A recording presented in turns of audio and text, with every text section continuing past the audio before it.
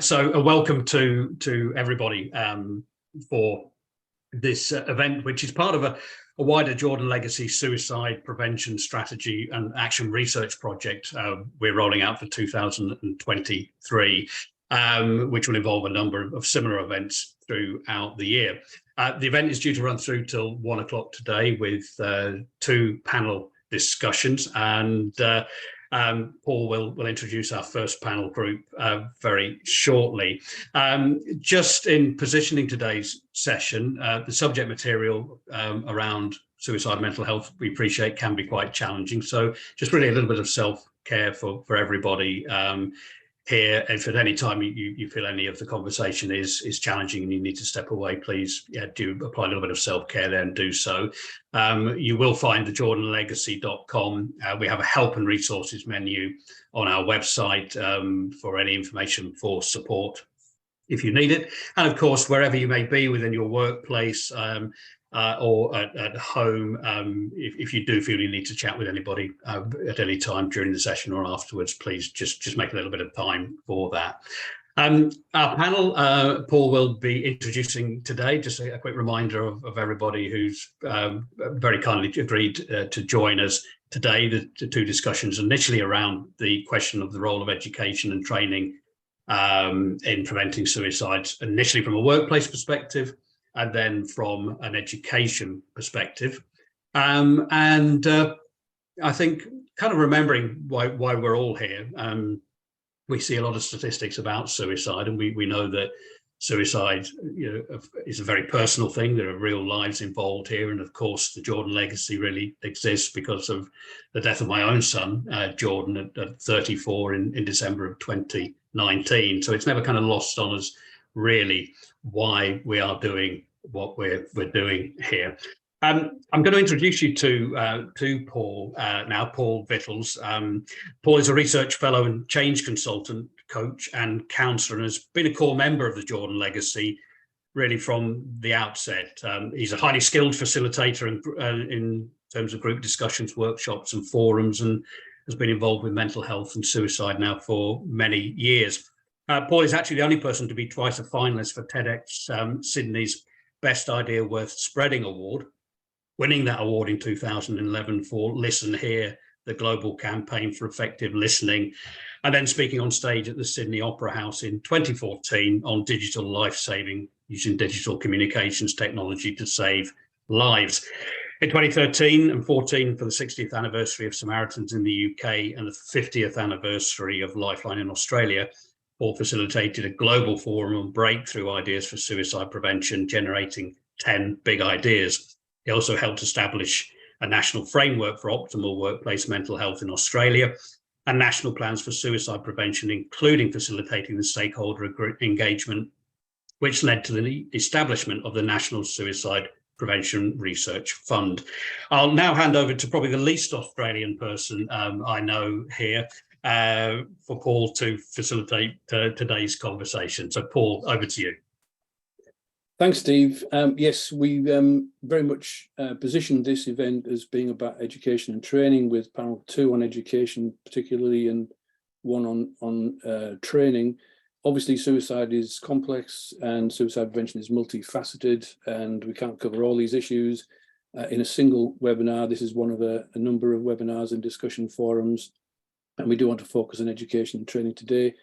We've got the panel lined up for first one. There's one of the panel members I can't see, so I'll just Steve, if you sort of tip me off. Oh, we've got all our panel members here, so that's fantastic. Right, okay, so we're going to go to Dean Russell first, and we're going to then go to Jodie Hill, to Emily Pearson, and then to Simon Blake.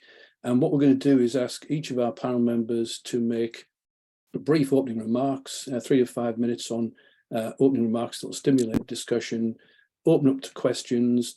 I'll ask some questions. We're going to look in the Q&A for questions. Apologies for those having problems. We're having problems with the chat.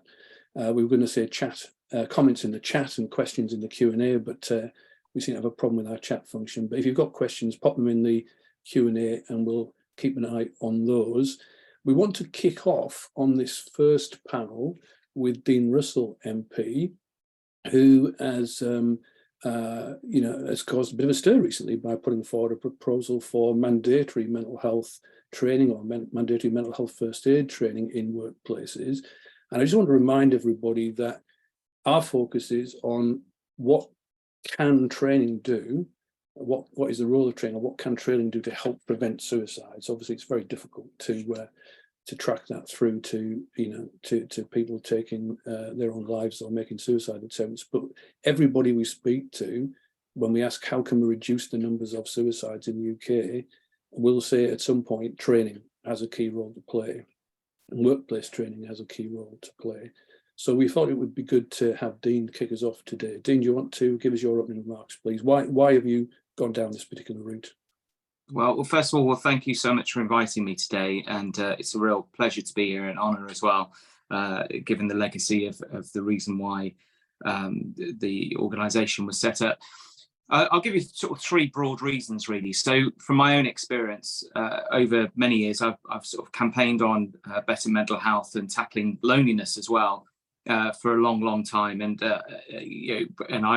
in my speech in Parliament, I referenced the fact that when I was younger, I sadly, one of my sister's best friends, but someone I looked up to when I was a teenager, sadly took his life through suicide. And I think I said in Parliament that I remember vividly hearing my sister sob when that happened, and it had a long-lasting effect on me, because there's always that question of what if, could I have said something, could I have done something? And I think the challenge, and of course often the answer is there wasn't anything that could have been said or done, at least to stop it at that time. But so it's something I've been passionate about for a long time.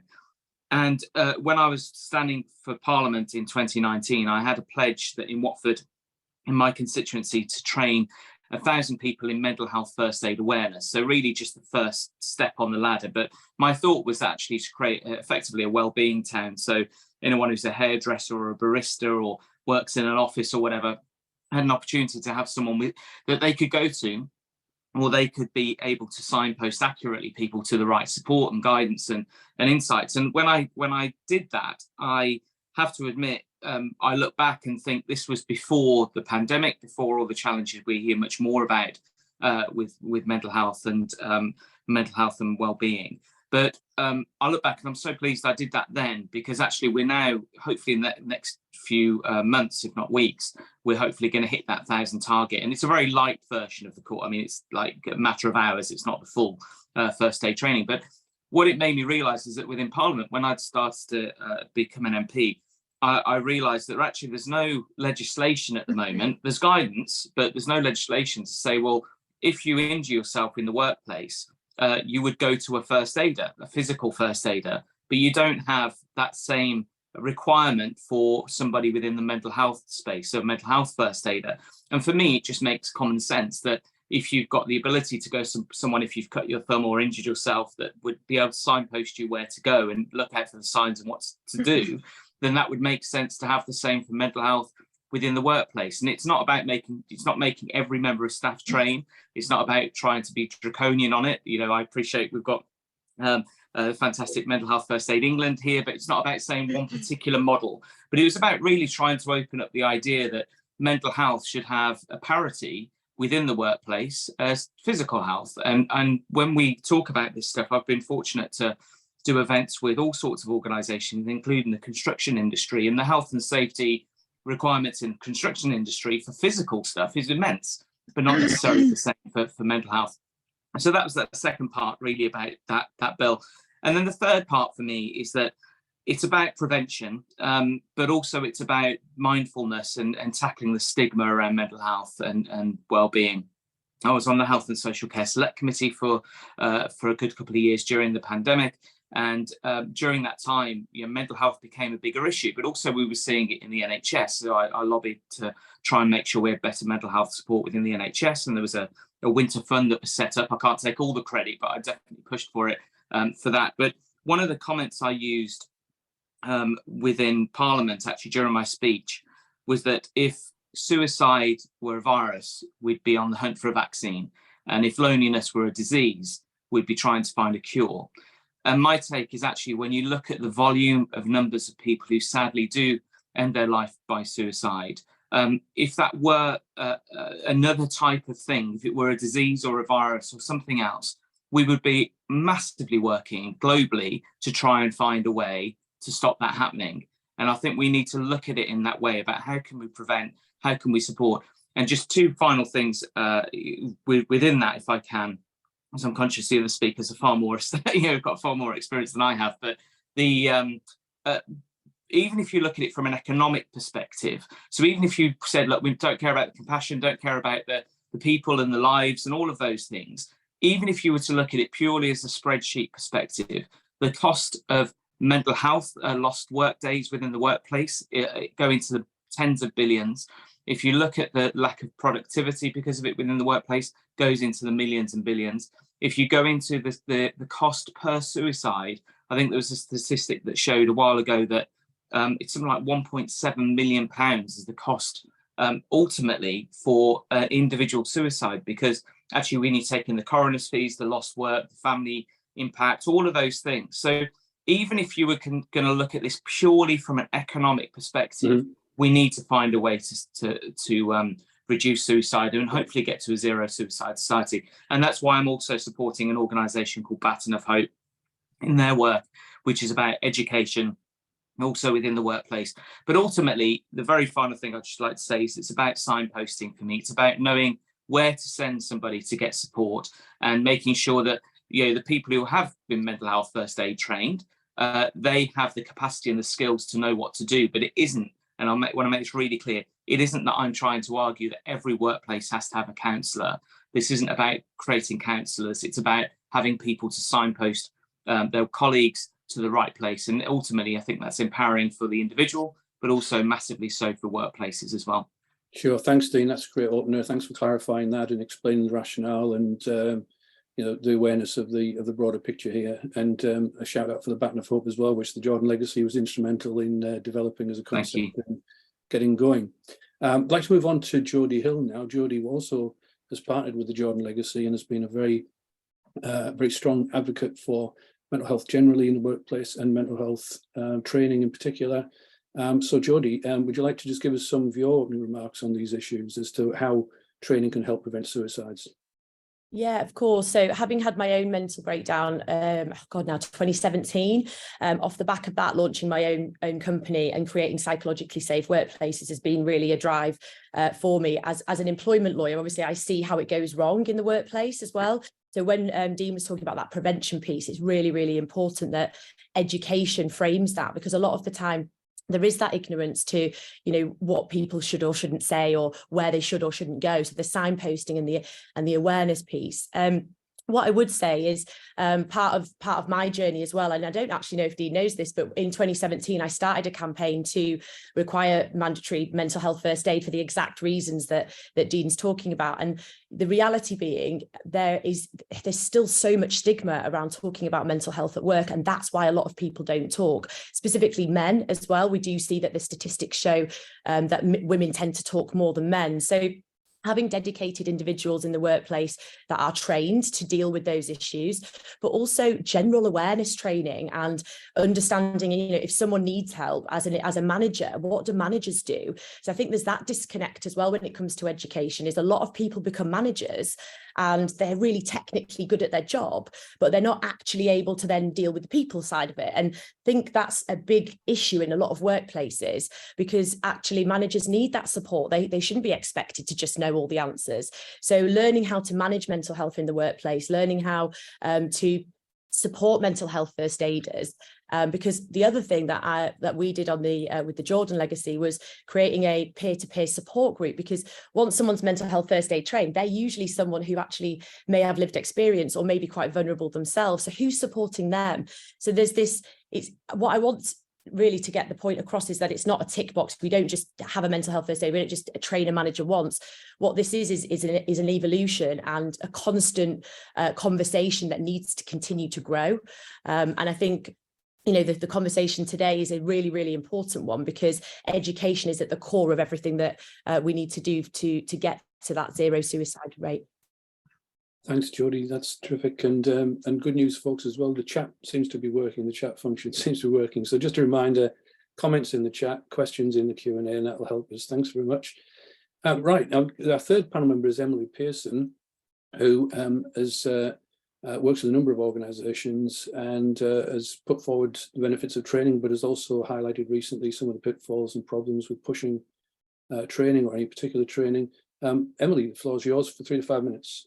Great, thank you. Yeah, don't worry, 3 to 5 minutes. I've timed myself. I will not go over. I can talk in length about this, which obviously a lot of you probably know. So thank you for having me here today. My name's Emily Pearson. I'm the founder and managing director of a mental health training and consultancy company called Our Minds Work. I've really worked in the workplace mental health field for the past 7 years since it actually became, you know, a topic in the workplace. But my background is in health and social care, and I've worked as a frontline practitioner and a trainer for many, many years, supporting people in frontline services from dual diagnosis to homelessness, criminal justice, with both adults and young people in custody, to community-based settings with looked after children. So for me, the role of education, training and preventing suicides in the workplace is, of course, absolutely paramount. However, there are some essential considerations required that we need to have when we're having these discussions. Suicide is an act that happens generally over a short period of time within the lifespan of somebody's life. So I've worked supporting people throughout their lifetime of working through recovery, and specifically with men in male-dominated services, where they're experiencing a lot of the triggers that we know can form part of the complexities of why people take their own lives. So for me, there's kind of 3 really main considerations that are, you know, great to talk about today. What is the problem that we're trying to solve? So again, if we're just looking at that suicide intervention, it's a very, very small part to play when we're looking at education in suicide prevention. So prevention isn't just suicide intervention at crisis between 2 people, and usually getting people to that point where they're able to be in a trusting relationship, where they're able to disclose and get the right support they need, is a task within itself. However, once we start to look at the workplace, there is already legal requirements for employers to prevent work-related stress from causing stress, anxiety and depression, which we can class as psychological injuries. And last year we saw an estimated 10% of suicides in the UK being caused by work. So current health and safety legislation to prevent work from causing psychological injuries and suicide, and that duty of care to protect health and safety and welfare, needs to be addressed. So that one area in itself, there is a specific level of training that needs to be provided that doesn't include suicide intervention training there. This one area is actually a massive gap. It's often missed, it's insufficient, there's no risk assessments, and the HSE only seem to care about employee stress while they're alive and refuse to make suicide reportable under RIDDOR, and do not investigate employee suicides. Yet if you Google suicides stories of the individuals who've took their own lives, there's a significant amount of them being reported through media where work has been the cause. Work-related stress, anxiety, depression and burnout is at its highest for the past 20 years, impacting just under 1 million workers last year. We've got to stop sweeping this under the carpet. My second point is that, you know, there's been no secret about the debates and concerns and risks that are constantly being brought to the table around mental health first aid being implemented in the workplace without governance, without compliance, without protecting people's confidentiality, without risk assessments, without safeguards. We're potentially looking at people at risk of significant harm to themselves and even others. These potentially vulnerable people. So there is no specific safeguarding training for those people to keep people safe. There's no safe recruitment process. There's often no infrastructure to make sure that these services are monitored and reviewed and that people get the right level of support and ongoing development that it's required to do. There are a lack of boundaries. We see mental health first aiders being misused in workplaces. That creates risks and dangers for everybody in an organisation. And then my third point really is then what is the content of what we are delivering to people when it comes to suicide prevention, education and training. It has to go beyond suicide intervention skills. When we are looking at the aim and objectives of certain mental health first aid style training being delivered and who it's being delivered to, in what context, and who are training this information out to people as well. You know, there is still a big set of questions around the content that is often based on the DSM, which is often seen to be unscientific. It can be pathologizing of human emotional distress. And it can and has over the decades, you know, racially discriminated people, stigmatized people, and it continues to do that. So if we're also talking about the education and training, we must also have a conversation around what is the content that we're also delivering to people. Is that 5 minutes? Did I do it? That's okay. That's okay, Emily. Just slightly over. Okay. So yeah, we've already heard from our existing panel members about these potential helpful roles and also some potential harms. We're also talking about a whole range of potential types of training, not just mental health first aid, but we did want to get the benefit of hearing from Simon Blake, from the CEO of Mental Health First Aid, with your thoughts, Simon. Thanks very much, Paul, and thanks very much for inviting me to be here. I guess Mental Health First Aid England is a social enterprise, is the first thing just to say, and which means that everything we do is about trying to do exactly what all of us on this call are concerned about, which is around improving mental health and about suicide prevention. I'm also chair of the Support After Suicide Partnership, which is a partnership which brings together and supports those who are supporting people who are bereaved by suicide. I have a few sort of opening comments, and then obviously I'm really looking forward to the conversation. The first thing to say is Mental Health First Aid obviously started in Australia and was brought to the UK by the Department of Health over 15 years ago, and so it is an ever-evolving programme and is always, you know, as all of us working in mental health are doing, learning, evolving, shaping and improving as we go through.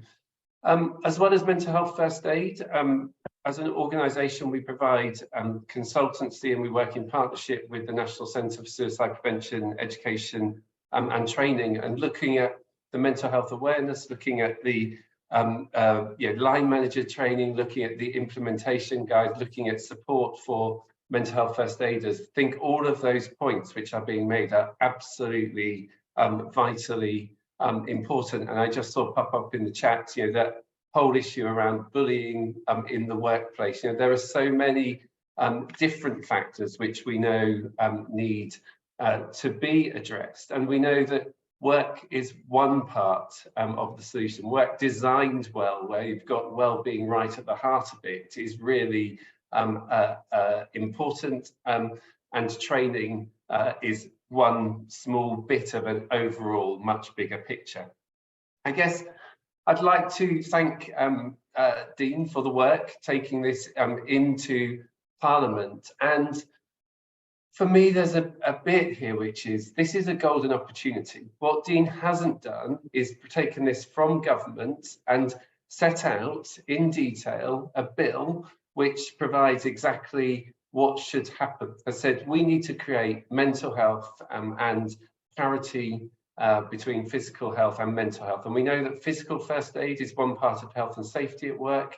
And we know that there is stress risk assessment. And we know that if you were thinking about creating parity at work, it would be more than a training program. So, you know, this is an opportunity for us to work together to think collaboratively about what are those things which legislation could do to try to address the issues which we're talking about. I was with Brian Dowell, who's the Chief Executive of Mental Health UK the other day. He said, we also have to remember this is about creating legal floors, not moral ceilings. So when people talk about tick boxes, we know that some people haven't even started here, and we know that some people are much further down the line. So how do we keep pushing everyone further down the line? So no legislation, no training program is going to be a silver bullet. And I think, again, that's a really important thing for us to remember. And as we think about that, of course, we sometimes, when we're talking about mental health, I think sometimes we talk about well-being. Sometimes we're talking about creating and supporting positive mental health of everyone. Sometimes we're talking about people in crisis situations, and sometimes people are talking about people who are in employment and need support in employment with severe mental illnesses. And as we have these conversations, I think it's really important that we're clear what we are talking about, because training will address particular bits at particular moments in time.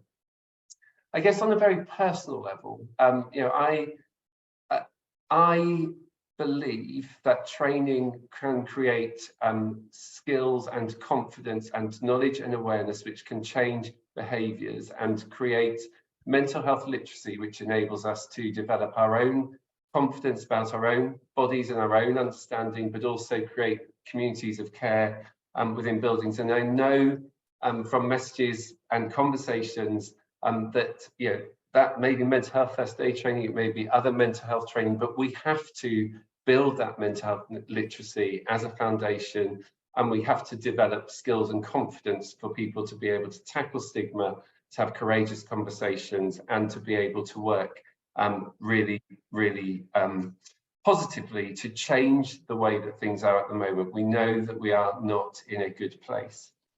And then I guess the final thing that I just want to say in this is that, you know, I spent my working life in contested areas. So I worked in HIV when people were dying rather than living, and there was a huge amount of stigma. I've worked in LGBT QIA rights, women's reproductive rights, sex and relationships education, young people's rights to confidentiality, and those areas have been strongly contested in terms of public policy and attitudes, and I understand that and expect there to be you know, those sorts of debates. But I think in this, I guess where I want to start, and I hope where we end, is whatever we believe in terms of the detailed things that need to happen, that we never lose sight of the fact that we all believe that we want to promote mental health and we want to reduce suicides, and that we are all learning, we're all developing, we're all creating understanding, and that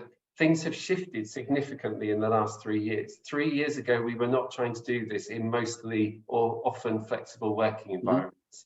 You know, 3 years ago, we were not doing this leaning into a cost of living crisis, which is, you know, seeing levels of destitution that are, you know, beyond what is thinkable. So, you know, wherever we are in this, let's take the opportunity to really work through what would be helpful in workplaces. Sure. How can we support deans' a commitment in Parliament to create healthier workplaces, and understand that training is one small bit of it. None of us have a silver bullet, and let's just keep getting better and better.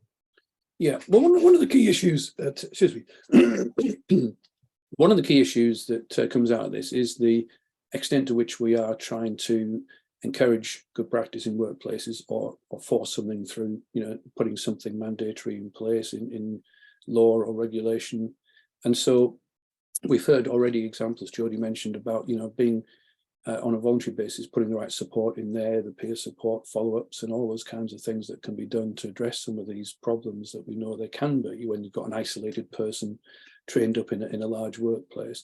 But a key issue is, yeah, how far and fast can we push this, and is that a net help or is that a net harm? That's one of the key issues here. So, Dean, just going back to you on this, you know, on this issue of despite the fact that, we hear people saying, you could have mandatory training, you could have more people being trained in asking questions and signposting and so on, but where do they signpost to, and how do they get support in the workplace, and et cetera, et cetera.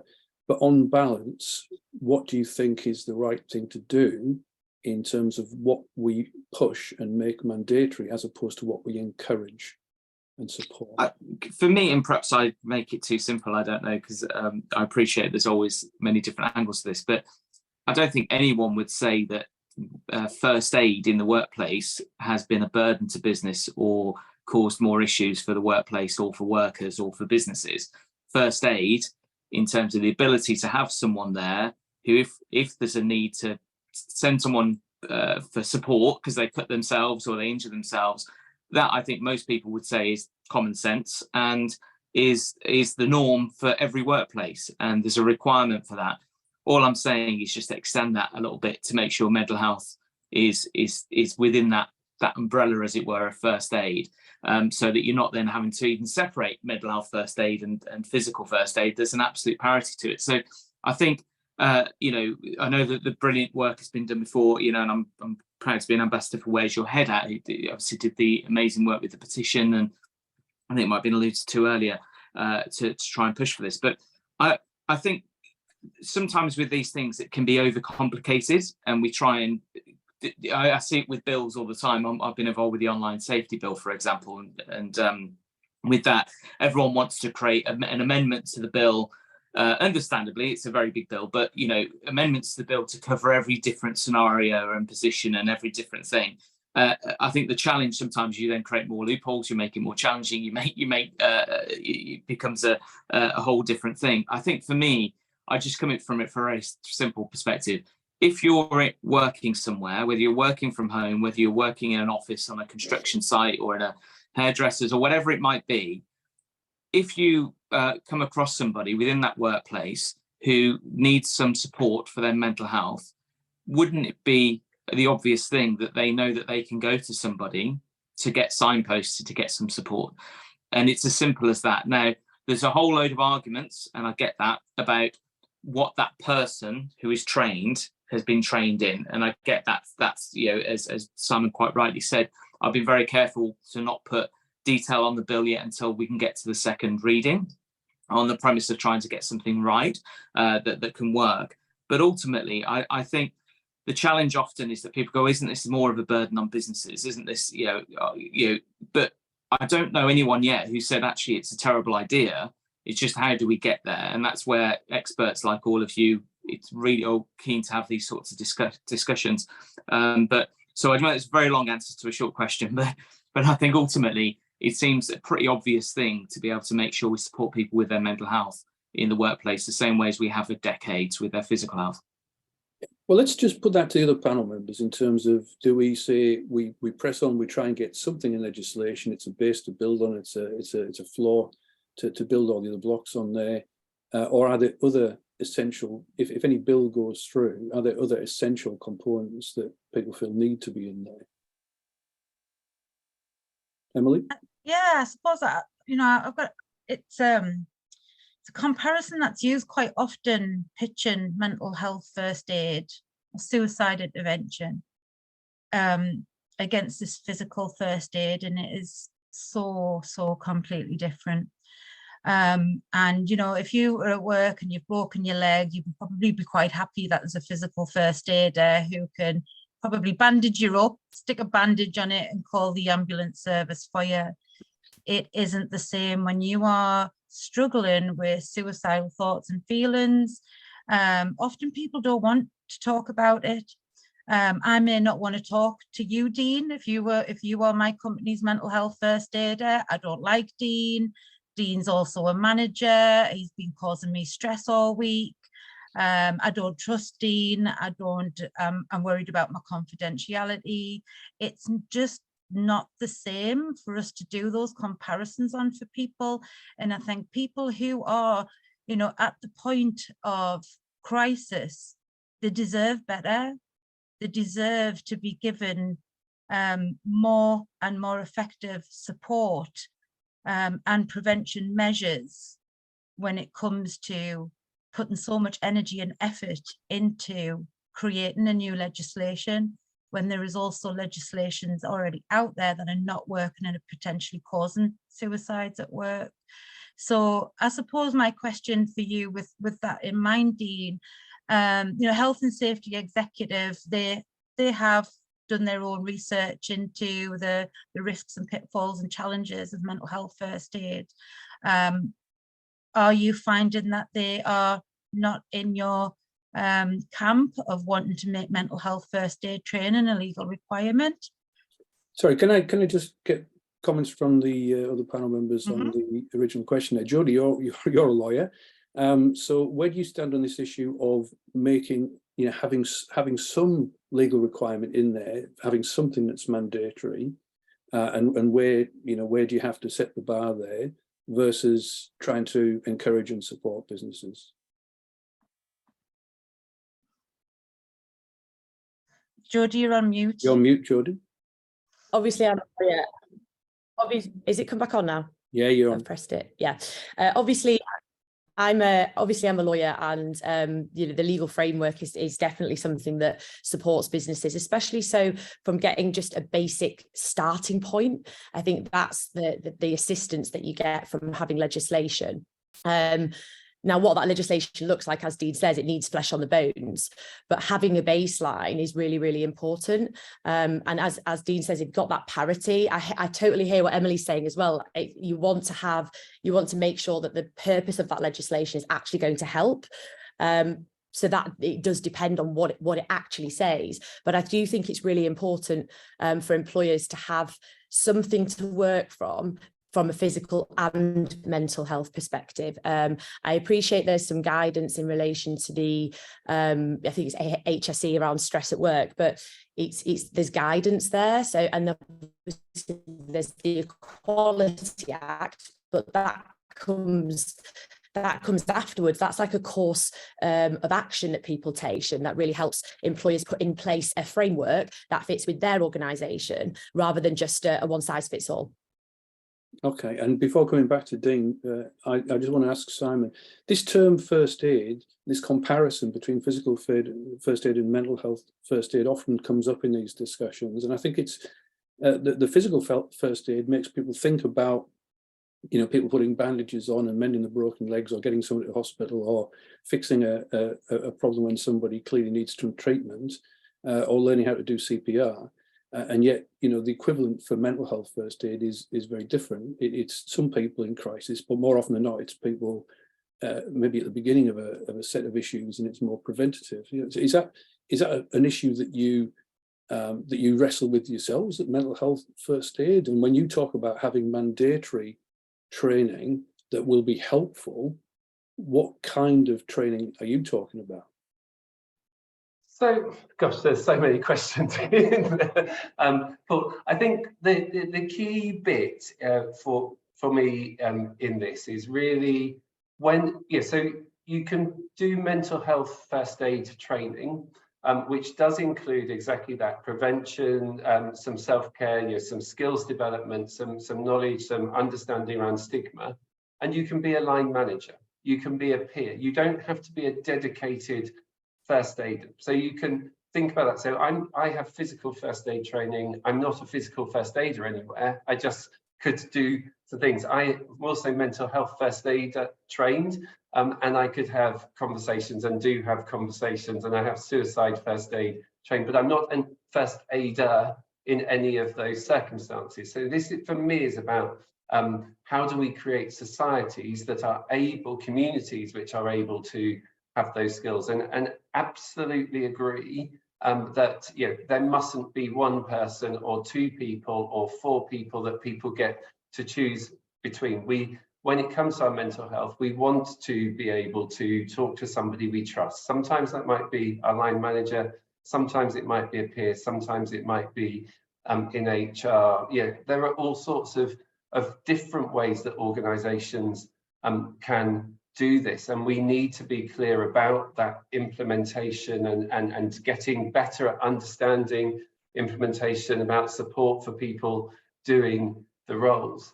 I think it is also, remember, physical first aid is not the only part of physical health and safety bits. You know, that we have physical first aiders, but we also are expected not to have boxes that are cluttering up the fire exits. We're also expected to make sure, you know, that we've got particular temperatures so that people work in. You know, so there's all sorts of bits here, and this is about, I think, understanding, yes, where there are absolute similarities, yes, where there are big differences. You know, somebody slips at work, we know that they've slipped at work. If somebody is experiencing crises or unwell at work, it might be as a result of all sorts of other circumstances. So we mustn't hold too tightly to them being the comparison and believe that they are exactly comparable. I think what we're saying is, let's get people thinking about them as equally important.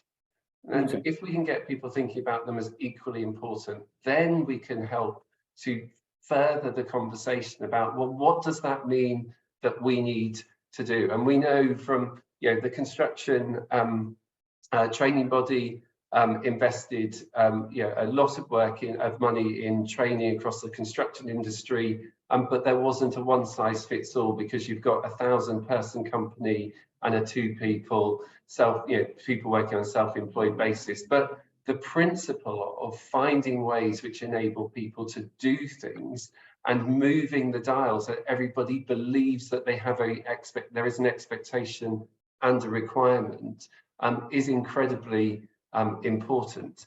And I guess just to your last point, which is about about the name, the mental health first aid as a concept was developed in Australia over 20 years ago.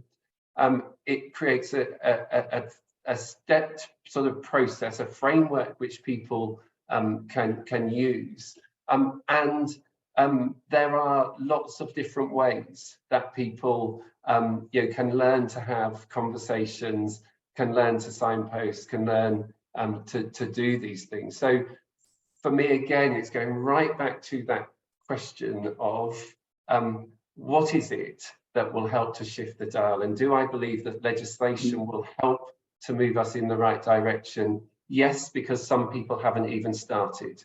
Do I believe it goes anywhere near far enough in lots of circumstances?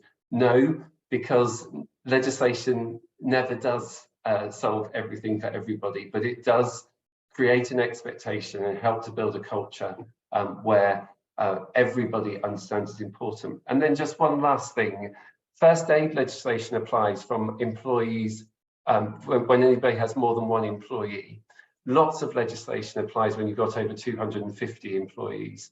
So again, we live in imperfect worlds, but actually having that from a first aid perspective and recognizing guidance and other things that can build from that does mean that this will really apply to a lot larger percentage of organizations than some of the other legislative frameworks which do exist, which often only apply when you've got more than 250 people. Thanks, Simon. Yeah, Dean, just on this question of research evidence, potential pitfalls and potential harms and points that have been raised by Emily and others, presumably these are things that you've considered and taken into account, and you've decided to champion this and see it as a way forward and to have that sort of base to work from. But how does that get taken into account in the legislative process? You say, some of these factors taken into account in the second reading, to what you can specify to avoid or to mitigate some of these issues, like, for instance, not having one person isolated in a workplace and seen as the mental health first aider. Absolutely, and I think that the comment earlier, I think it was by Simon, forgive me if it wasn't, was about this being a floor rather than the ceiling. I think that's a really important point. It's about having a very clear framework of just saying, look, there's a minimum standard that businesses need to be thinking about and workplaces need to be thinking about for mental health. Now, mental health is such a broad area. In my mind, there's mental well-being, mental health, and then through to mental illness, and they're complex in their own ways, the same way as physical health is. If you stub your toe, it's very different from having a migraine through to having the awfulness of having a heart attack. So there's a huge scale there. But that's accounted for within first aid within the workplace currently, in the sense that people who are first aiders within the workplace, yes, they have some minimum skills like CPR and so on, but actually in the broadest sense, it's about being able to know what to do in a situation, not just a crisis one, but more broadly. And my view of this, and from all the research I've done, is that the challenge at the moment is there isn't a requirement for that necessarily legally within legislation around mental health. And that isn't just about, and of course, we talked a lot about suicide, and of course, that's the ultimate goal would be to prevent all suicides, of course, and I'm very mindful of that, and it's something that I'm very passionate about. But also, it's about mental health and also mental well-being, and actually knowing that if you're having a bad day and you need to go and speak to someone and be able to get guidance on what to do about it, or whatever it might be. And of course, there's a role there within HR, and there are lots of guidance around HR and HSE guidelines and all the rest. But actually by having that, and I think it is a parity, and I totally get Emily's point. And of course, with any of these things, there's always going to be a debate about what's right. I do think sometimes with these things, we have to get it right with legislation, but it's the sense of, we could try and leapfrog 10 places to get to the perfect, but the problem is that that's so hard, and it's the enemy of the good, as it were, as I say. And I think the risk is that by not doing this, especially now when there's a lot of conversation, quite rightly, about mental health and well-being, I think we will miss a trick, because it's challenging enough for me to get this through at this point. Even though the government, to be fair, have been very supportive. I've spoken to ministers about this. You know, obviously I've raised it in Parliament. There's a lot of goodwill around this, and how do we improve mental well-being within workplaces, mental health, and also suicide prevention. But my take is that if we don't do it now and keep this pressure on now, then if it doesn't happen for another 3, 4, 5 years, actually that's not a good thing. So I would hope that across the board that there's a sense that actually having a base level that legislation can help ensure that is in every workplace means that workplaces will be more mindful of these challenges, and not just the extreme, of course, of suicide prevention, but also making workplaces better places to work. And as I said earlier, you know, the reality of this as well is that even if you take away all of the personal side of it and the impact on everyone's lives and so on, actually having a workplace that has better well-being in it is good for the economy. It's good for workplaces, it's good for productivity, it's good for all those things. So I don't think this is an either-or situation. I think having a base level means that it's something to work up from. And of course, then how that does that is one for the industry and the organisations to look at as well. But I think there's a lot of research to show the harms of poor mental health and well-being at the moment. And especially when you look at the stark statistics of suicide, even though they've gone down over the past decade or two, you know, every single life lost through suicide is an absolute tragedy. And surely we should be doing what we can to stop that. And on that point, if we think about suicide prevention specifically, because we've been talking about broader mental health and well-being, which obviously is a key part of suicide prevention, but it's not just about mental health, about crisis and all sorts of other things. There's a lot of training out there specifically on suicide prevention, lots of courses and programs, and there is still a lot of pushback. We find a lot of pushback from businesses in doing anything on suicide prevention specifically. So even though they're very receptive to mental health training and well-being strategies and so on, they'll push back on suicide prevention specifically. So still a huge job to do there. If you're looking at going down the legislative route and mandating training, to what extent should we be mandating suicide prevention training specifically if our goal is to try and move faster and further on this? And I'll open that up to any of the panel members to comment. I think I probably just wouldn't mind coming in there, actually, Paul. I think, you know, it's a really important question, and you know, I think about this a lot. I've worked in this field for a very, very, very long time now. Yes, no, I don't look 45, but I am. And I've also had my own lived experiences throughout, from being a teenager, of poor mental health and struggled with addictions as well. So I'm not just coming at this from a professional background as well. But one of the things that many people aren't aware of when we're thinking about how do we prevent suicide, it's not just the suicides that are going to be happening tomorrow, it's also the suicides that are potentially going to be happening throughout the next 10, 20, 30 years as our young people are grown up in adults. And what a lot of people don't know, that currently the highest level of suicide rates is specifically for middle-aged men and women. Yeah, that's actually Generation X. That's my generation. We have had the highest suicide rates since we were in our 20s. So when you look at the ONS data, the suicide rates haven't always been middle-aged men and women. In 1993, the highest rate for suicide by any age range was 22 years old.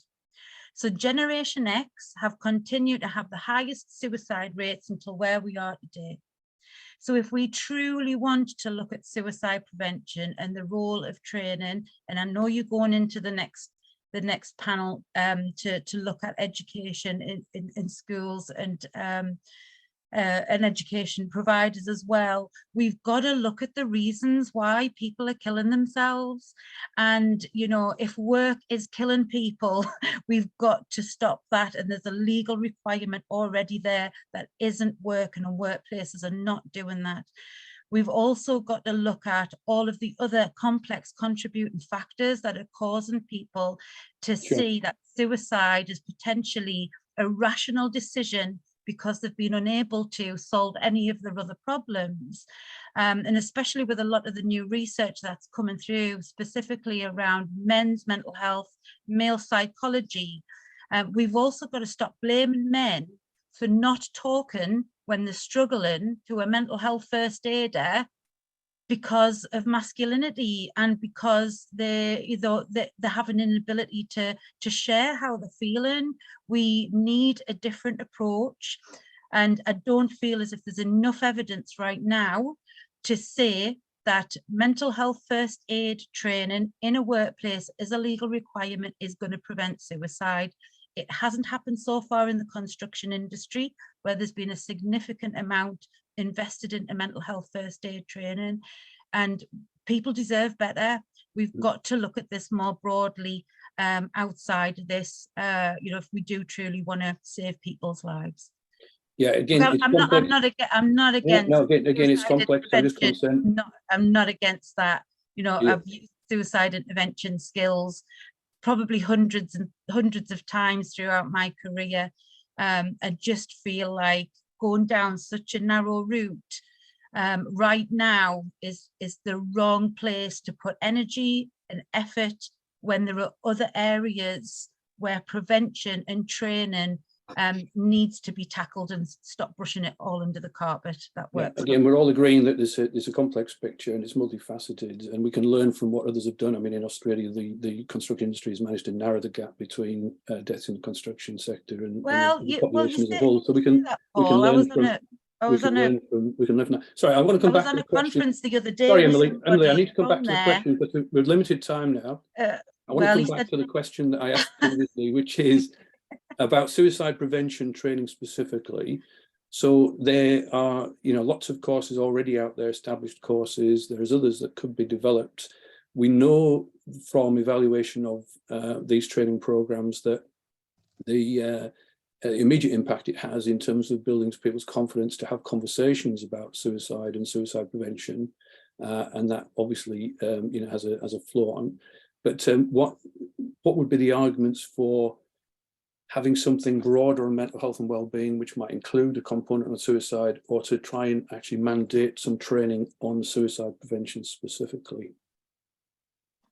I think we would all agree that training is absolutely one part of it, and Emily's absolutely right. You have to look at what are the core reasons, what are the underlying reasons and factors, and how do we tackle those? And so it's a both and, isn't it? It is. I don't think anybody is saying that we shouldn't be doing X or we shouldn't be doing Y. For me, it's always what should we be doing more? What should we be doing differently? What can we learn about particular groups? How do we, we know that there are particular issues for men. We know that there are particular issues in menopausal women. We know that there is particular evidence around trans young people and people. There are particular things, and that's why this is always a case of and what's next, and where, and how, and learning, and shaping, and if we think about how many